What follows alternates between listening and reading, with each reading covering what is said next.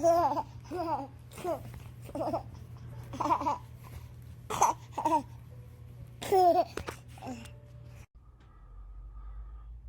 again. Welcome back to Will I Put It in My Deck, where we answer your burning questions from the recent spoilers of will Jeremy be putting this in his deck.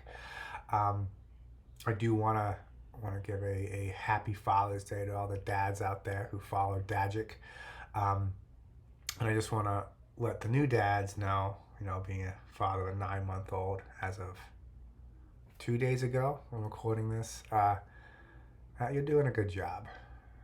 You are. As long as you're there for him, you're doing a good job. But today, we're gonna get out into Maelstrom Wanderer, my Maelstrom Wanderer deck. This deck I built. Well, when Commander Masters, the first one came out. So that's a few years ago, and like 6 months, a year before that, I saw a video where the guy cast Maelstrom Wanderer like 3 or 4 times, and I was like, that is really cool. I want to build that. Wife got me a Commander Masters collector's box, I think, and I pulled this guy. I was like, perfect. I will build the deck. It was wonderful. It's just your typical. It's my big stuff, Timmy, Stompy Stomp deck. Play a bunch of big guys. Play my original 7th edition promo art Thorn Elemental that I got when I cracked those boxes. And I bought like the intro pack that came with the book, and the Thorn Elemental. So he's in here, which is fantastic. Makes it one of my favorite decks to play. It's one of my most unique decks out of the ones that I have, just because there's not anywhere. There's no white, which makes it a unique deck. But we have 3 cards today from Modern Horizons 3, since they've all been spoiled now. Well, it's actually out. It's out now. The set's out now. I've been meaning to put this up here since they were all spoiled. But the set is fully released now. You can buy the cards. And there was one card from the Vault. I think Caverns of Ixalan. I think it's Caverns of Ixalan. Just because I've been wanting to talk about it, and I was considering whether or not to put it in my deck. So, with that, the first card we are talking about today is Monstrous Vortex. Monstrous Vortex is 3 and a green for an enchantment. Whenever you cast a creature spell with power 5 or greater, discover X, where X is that spell's mana value.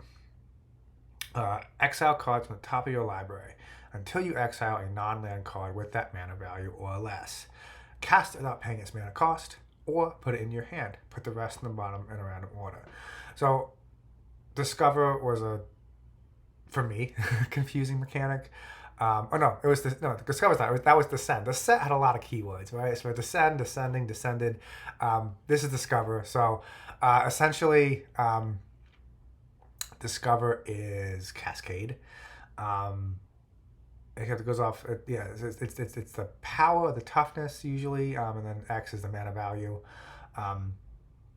The cool thing about about Discover over Cascade, is that you don't lose the spell if you don't cast it. You can put it in your hand, so it's slightly better than Cascade. Except you usually have to meet the what's it called? The criteria there. So power 5 or greater. For this particular card, one card I was looking at that it could be a 1-for-1 swap for here. I currently have Wild Magic Sorcerer in my deck, which that's 3 in a red, which is also why this deck is unique, because I don't play a lot of red. The first spell you cast from exile each turn has Cascade. So the difference is right here. Right? I need to be cascading first in order for Wild Magic Sorcerer to be good. I can't cascade into him and then cascade in my next spell and have a cascade, because I already just cast a spell from exile. I already cast Wild Magic Sorcerer. So that's a problem I've already been looking at and been considering, and been like, well, should I have him in the deck? He seemed good. I recently just changed the deck up a little bit, with Wild Magic Sorcerer being one of them. But there's plenty of cards in this deck that have power 5 or greater. And with this out, even like so I can cascade into this, right? And then cascade into, I don't know, any one of my big boys, Godzilla, King of the Monsters for one, Thorn Elemental for another, and then I get to Discover, which is just cascading again. So honestly, this one might go in as a lot is happening. As it's happening a lot, I talk myself into it with these videos and putting the card in. So I probably will pick this card up, switch it out with Wild Magic Sorcerer just because of that alone, that I can cascade into this. And then the next spell, well, if it's not power 5 or greater, it's so there's chances that there's a miss for both, there's a whiff for both of these. But the deck is the whole point of the deck, not the whole point, but the large part of the deck is that I might just whiff. I could flip over a counter spell and a land or else when I cast Maelstrom Wanderer, right? You don't want to, but I could. But this one also just it automatically gives me, if I have this out already, I guess so I have both of them out. Right? I have Wild Mage Sorcerer out or Monstrous Vortex. It gives Maelstrom Wanderer a third cascade, right? Technically. So Monstrous Vortex, I'm casting Maelstrom Wanderer, which is power 5 or greater, and so I cascade, or I discover. With Wild Magic Sorcerer, I cast Maelstrom Wanderer. That first cascade will trigger Wild Magic Sorcerer, and then I'll cascade from that spell. So I'm kind of talking myself out of it now again. It probably is. It's worth trying, especially since it's an uncommon. It's probably not going to cost a lot. It might be just one of those, pick up, have it, put in the deck. I have some other slots here that I might try as we go down the list here. I might talk about some of the other slots that I put in here that essentially work off of casting spells from exile. When you would cast a spell from exile, and that I think I need it better to do. So better in doing and stacking those triggers and trying to play them. I think I messed up a lot last time I played the game. Last time I A game with this deck. I just got to kind of figure it out. So Monstrous Vortex was definitely a a hard maybe. I'll probably at least pick up. It's definitely harder to remove than Wild Magic Sorcerer because it's not a creature, it's an enchantment. So yeah, I might. I have to go actually count and see how many creatures I have with power 5 or greater, which is a lot. It's a lot because it's that big Timmy Smashy Smash deck. So the next card we have on the list is actually the one from the Vault of Ixalan. Or is this from the Vault-Born Tyrant? I don't even know what set this is from. It's either from Caverns of Ixalan because it's a dinosaur, which makes sense then, right? Or it's because that looks like the Fomori Vault back there in the art, or it's from the extended set of the cowboy set. This name is escaping me right now. So Vault-Born Tyrant is 5 and 2 green, so 7. 7's a sweet spot for Maelstrom Wanderer because Maelstrom Wanderer costs 8. Trample for 6/6. Whenever Vault-Born Tyrant or another creature with power 4 or greater, so power 4 or greater, enters the battlefield under your control, you gain 3 life. And draw a card. Fantastic. Wonderful. And then if it dies, you end up having to kill it again. Create a token if it's not a token, create a token that's a copy of it, except it's an artifact in addition to other types. So there's a few spots I could put this in, right? It's just draw. So Consecrated Sphinx is in the deck, so it's not coming out. It's not better than Consecrated Sphinx. So don't worry about that. Rampaging Balos is an option. It's just a green card with trample that gives me value, right? Runic Thor the Unbowed is also in here. Just as a 6/6. That doesn't give me value but kills people. So this would just draw me a lot of cards. The only reason why I wouldn't probably get this card is just because I'm min-maxing the deck at that point. It's like, do I want to put, another... Like the deck works well. Like it's putting out big fatties, right? This is just a big fatty that gains life and draws a card, which is good. It's good. I'm not saying it's not good. I'm just saying like I do that. Like it does that. It doesn't have any problems with the value either in the deck. Like it's fine. So it's the price of this card that keeps me from getting it. Last time I looked, It was $23, and I don't want to spend, excuse me, $23 on a card that works. It's not like a must-have for the deck because there's plenty of other options, right? Like again, Consecrated Sphinx is an option, and that's in the deck. There's plenty of other. Maelstrom Wanderer itself is a draw effect. I already have a bunch of big dinos that get me value, right? So that's kind of what we're looking at here. So, I mean, it would be great in the deck. Like, if you're running a Maelstrom Wanderer deck, or you're building a Maelstrom Wanderer deck, and you pull this out of a pack that you bought for, I don't know, what are they selling packs for days now? $10? $20 for the special sets? I know it's not $20, but put it in there. Yeah, it's a great, I mean, I would be very happy to cascade into this guy. Because you gotta kill it twice, which is fantastic. All right, that's why it's $20. Because you gotta kill it twice. So next card, we are back into, and this also might be why I don't put that last card in, because of this card really right here. Kozilek's Unsealing. Right, so it's 2 and a blue for an enchantment, no color, devoid. Whenever you cast a creature spell with mana value of 4, 5, or 6, create 2 0, 0, 0, 1 colorless Eldrazi spawn creature tokens that have sacrificed this creature, add a colorless mana. So there's ramp at mana value of 4, 5, and 6.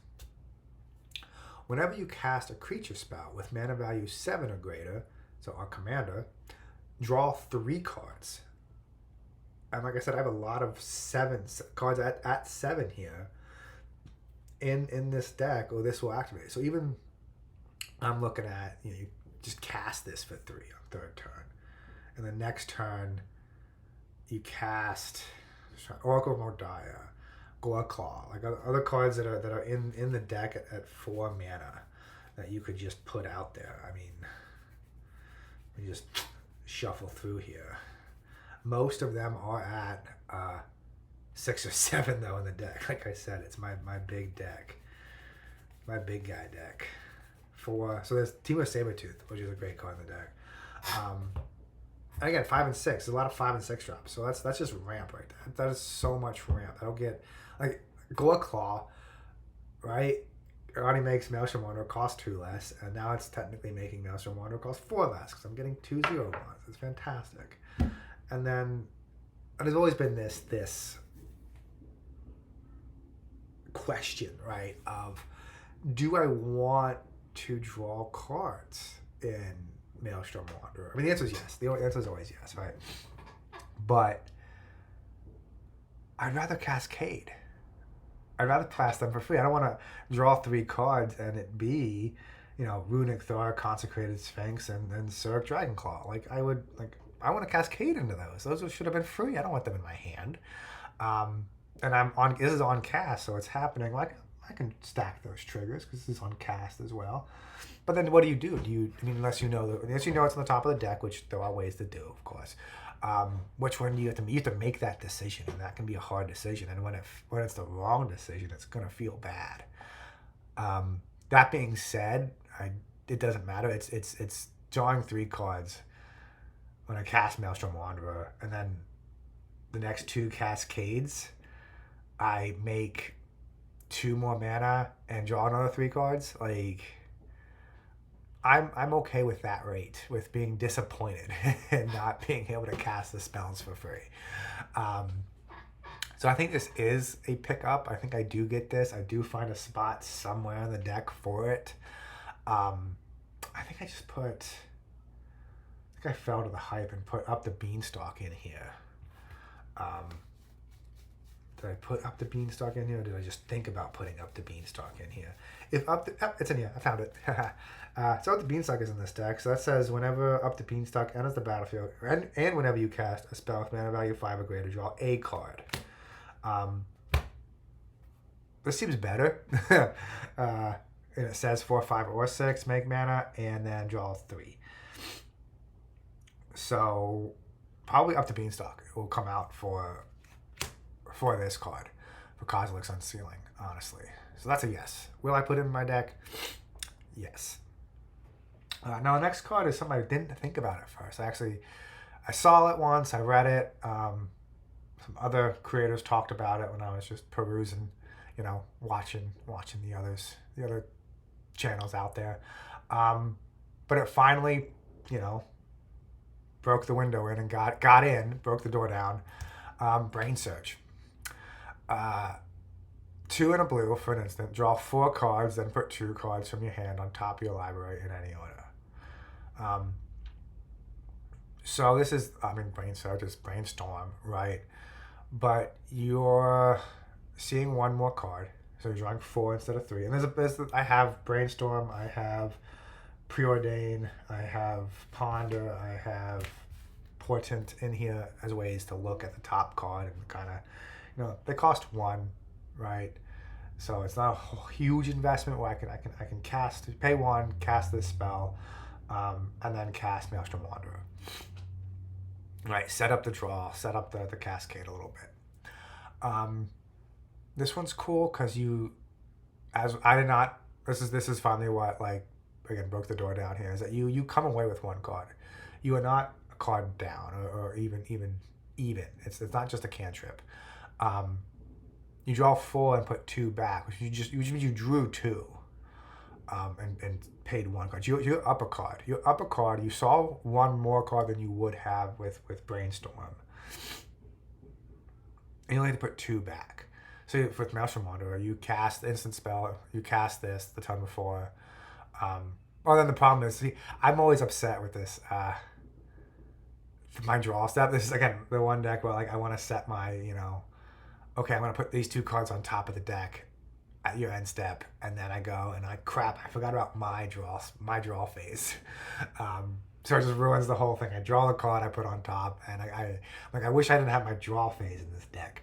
But this is a card I would consider. It's, again, an uncommon, so cheap most likely. I have not looked at the price of this card. It's probably cheap because it's uncommon again. So I'll probably pick it up and just at least try it out in the deck. Again, it costs 3 instead of 1, so it doesn't. I can't. It would be harder for me to cast this, set it up, and then cast my Maelstrom Wanderer, my commander. Right? It's what, 8, 9, 10. It's 11 mana, which isn't super hard to get to. I have 20 mana a lot in the deck. As it gets to turn 8, 9, 10. But again, it's not, it's very casual deck, really, because again, 8, 9, 10 is where you want to be for the deck. I've gotten Maelstrom Wanderer out the 3rd or 4th turn before, but it's not for sure. It's not common. Yeah. But I would try this card out, just because it's drawing an extra card than the other ones. You're still reordering the top of your deck, which is something you want to do in a Maelstrom Wanderer deck. Lowering that variance is so important in the deck. And I do have a scroll rack. I say it's a casual deck. There's a scroll rack in the deck. It's a food chain in the deck, so I can continuously recast Maelstrom Wanderer. But it's very casual deck just because of the high variance there. I'm not always, every single time, going to have that Preordain, that Ponder, to reset the top of the deck. But yeah, those are the cards. So Brain Surge, I'm going to pick it up because it's cheap and try it out for sure. Kozilek's Unsealing is an emphatic yes. It's ramp and draw on the same card for 3 mana. So yes. Vaultborn Tyrant, if I'm lucky enough to pull one, I'll put him in there because he seems fun. I like how crazy his white eyeballs look. And his second mini spine on his nose there. He's got 2 of those spines. You got to kill him twice. It's great. Monstrous Vortex, yeah, I'll pick it up. I'll try it out. I haven't gotten a lot of good reps in with the deck to try Wild Magic Sorcerer out, but this is worth taking out and trying. I might find something else besides Wild Magic Sorcerer, but I only have a few of those, other cards that cascade effects in the deck to choose from. I don't want to pick any of my big fatties because I like them. So, but But yeah, that was this was Where Will I Put It in My Deck, Maelstrom Wanderer. Thanks for joining us, and once again, happy Father's Day. See you next time.